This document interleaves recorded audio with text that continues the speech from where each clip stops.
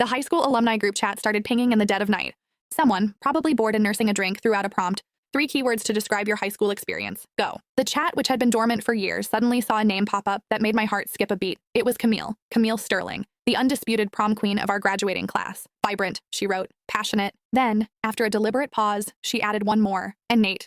The chat exploded. Even after a decade, they were still the it couple of our high school's tragic lore, the rebellious, wealthy bad boy, and the ethereal, gentle honor student. They had loved each other with a raw, burning intensity that everyone envied, only for it to end in a messy, rain-soaked heartbreak the summer after graduation. Every person in that chat had been a witness to their epic saga, including me. I shifted my gaze to Nate, who was sleeping soundly beside me. The jagged edges of the boy I once knew had been smoothed over by time and tailoring. Nathaniel Vance was no longer the leather jacket-wearing delinquent. He was my husband. Distinguished, composed, and completely, utterly indifferent to me. That old thorn, the one I'd pushed deep into my skin years ago, began to throb with a dull, familiar ache. It seemed the onlookers were more invested in the ghost of their relationship than the actual people involved. Camille's Instagram says she's single, but Nate, does anyone actually know? He went dark after the breakup, dropped out of the loop completely. Now the only place I see him is on Bloomberg. Please, the man is a machine. No scandals, no tabloid shots, just work. There's no way he has a girlfriend. Makes sense. When you lose the love of your life that young, everyone else is just noise. Why did they actually break up anyway? Classic ego. She wanted to head to the Sorbonne. He was being a prick about it.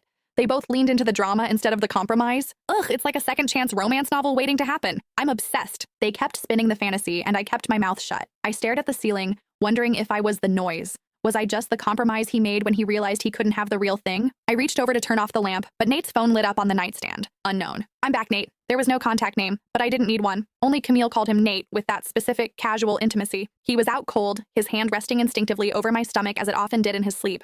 His wedding ring, cold against my skin through my silk nightgown, felt heavier than usual tonight. A wave of nausea hit me. My thumb hovered over his screen, wanting to delete the message before he could see it. I knew his passcode, 579579. It was a pattern on the keypad, a sequence I'd long convinced myself was a code for their names or some anniversary. I stared at the lock screen for 2 full minutes, my heart hammering against my ribs, before I finally set it down. Going through his phone felt beneath me. Besides, Nate didn't indulge me the way he'd indulged her. I remembered a day in 10th grade when Camille had been fuming because a freshman girl wouldn't stop texting him. Nate had just laughed, sliding his phone across the desk to her. "You jealous, babe?" He'd whispered, his eyes dancing. "I already blocked her, but go ahead, check the logs, delete anyone you don't like. I'm all yours." Thinking about it now kept the sleep away. I stayed awake until 7, when the light finally started to bleed through the curtains. Nate's internal clock was usually surgical. He was a man of routines: gym, shower, black coffee, office. But today he stayed in bed. He stared at his phone for a long time, his thumbs moving slowly as he typed. He didn't get up until 8. "Nate?" I called out as he stood by the dresser. "Yeah?" "The high school centennial is this weekend. Are you going?" We weren't the kind of couple that shared everything. We shared a bed, a mortgage, and a quiet life.